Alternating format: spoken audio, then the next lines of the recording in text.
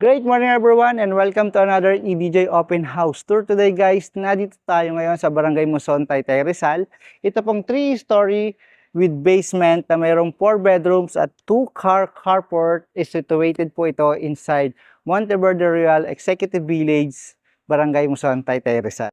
Let me ask you guys, naghahanap ka ba ng 270-degree view dito sa Laguna de Bay at City Skyline View? If yes, tara na!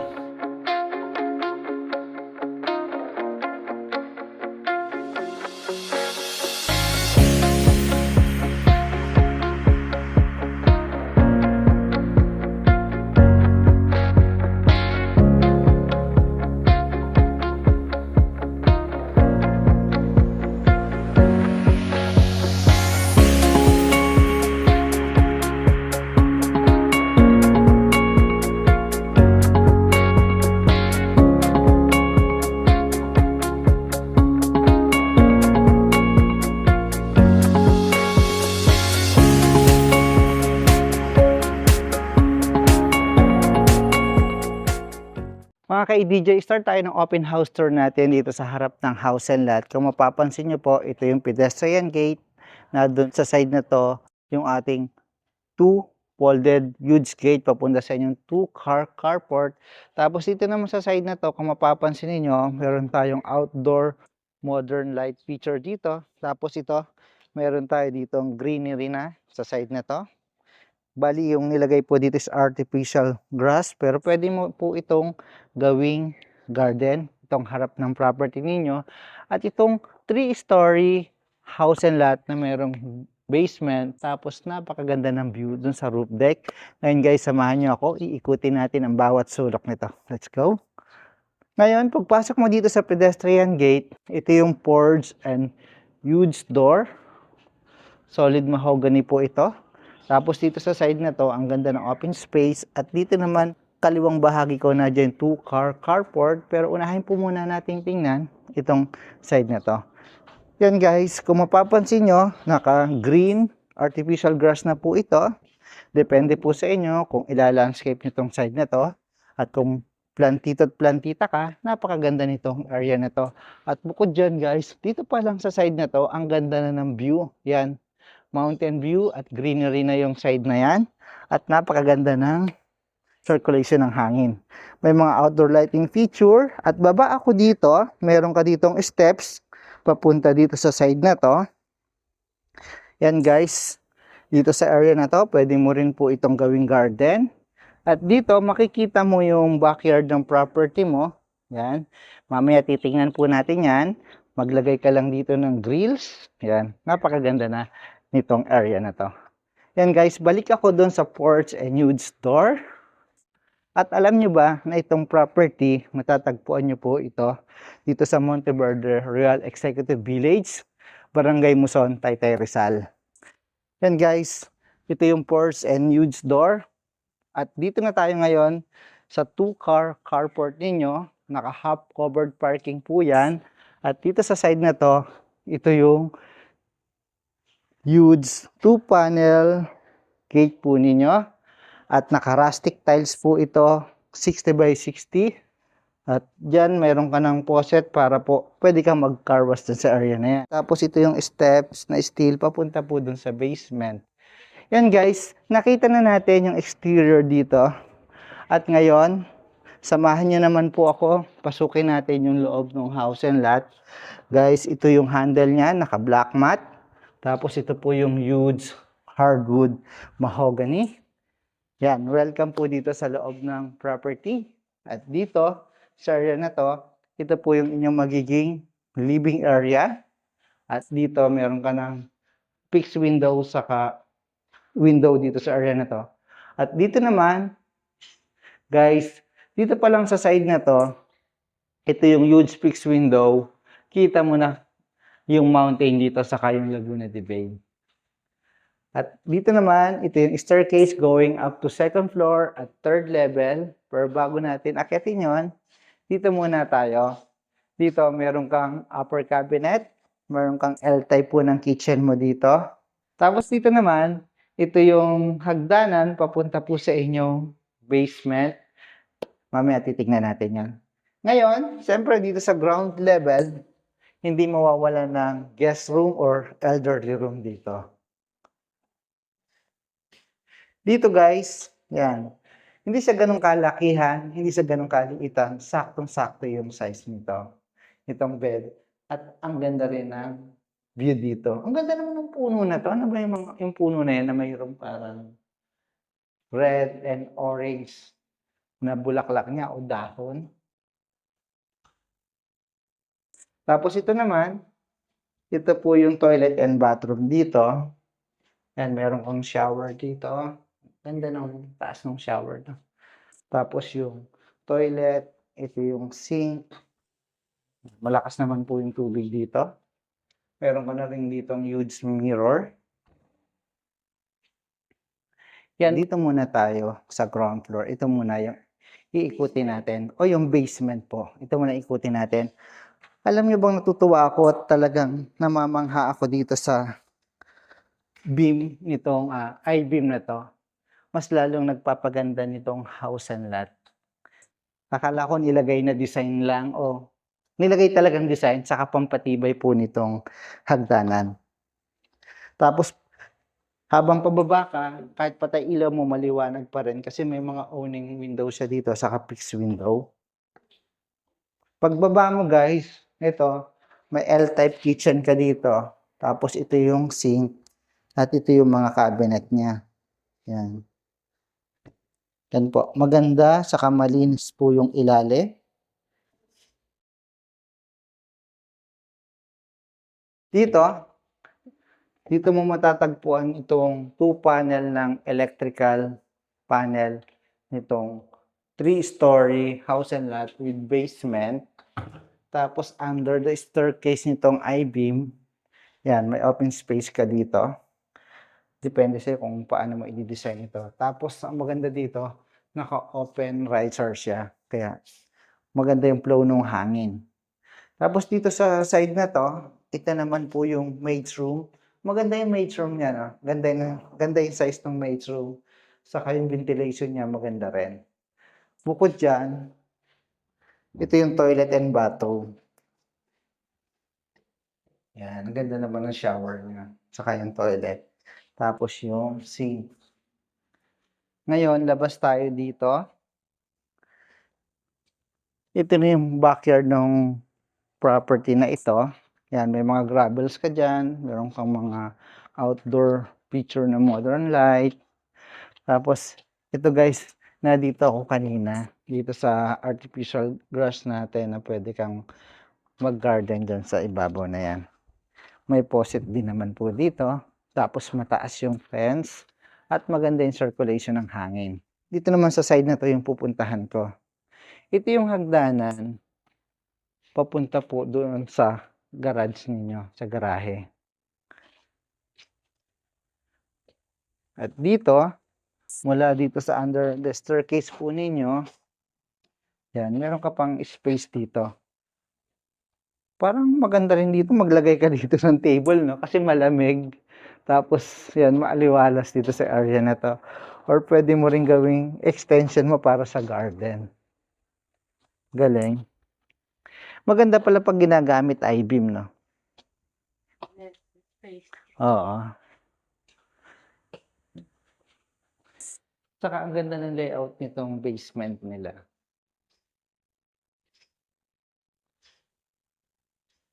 Akit na po tayo. Balik po tayo dito sa ground floor nitong house and lot sa first level. Ngayon mga ka-EDJ, nakita na natin yung exterior nitong house and lot, yung basement, at dito sa ground level niya. Ngayon, samahan nyo naman ako, tingnan naman po natin yung second floor para tingnan pa natin yung mga ibang bedroom. Tara. Still yung handle niya dito. Tapos yung steps niya, mahogany po yan.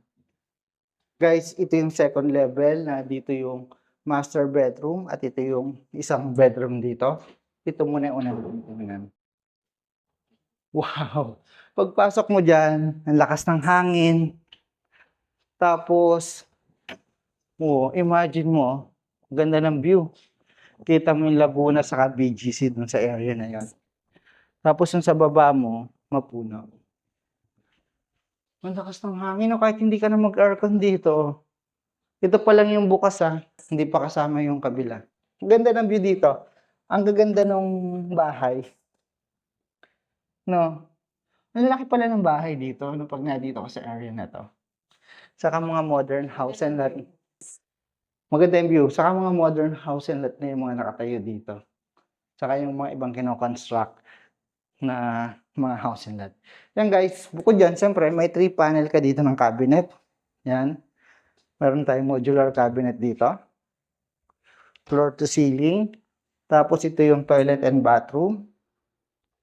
Ganda ng counter niya, no? Tapos, ganda rin ng cabinet. Yung sink, yung toilet. Yung shower niya dito, pa-L-tie. Kulang mo na lang maglagay dyan shower enclosure dito sa side nito. Tapos yan, may ventilation ka dito. Tempered naman siguro yun. Siyempre, makikita ka pag nagsa-shower ka dyan, kailangan mong i-tempered yun. Yes, of course. Siyempre, kung hindi, ano mangyayari? Yan. Ito, next natin ito. Ito yung master bedroom. Kung maganda dun sa first bedroom dito sa second floor na nakita natin, yung view, siyempre, hindi papatalo ang master bedroom. Yan, meron siyang balcony dito.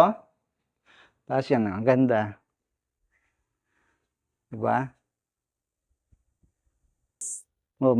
Maririnig mo pa yung mga huni ng mga kuliglig. Anong oras na?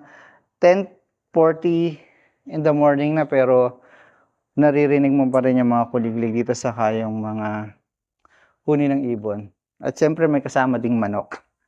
Ang ganda. Yan guys, ito yung master bedroom. Siyempre sa master bedroom, mayroon kang sliding glass door dito papunta sa inyong walk-in closet. Maganda rin yung space nitong walk-in closet niya. Tingnan mo. Maluwag. Ang gandang kumilos. Siyempre, pag gusto mong i-close, yan. Yan lang siya. At ang gaganda ng shelves niya dito. Yung drawer, so close. So close. Tapos ito, ipakita ko din itong air side na to. Yan. Dito yung pwede kang mag-hanger.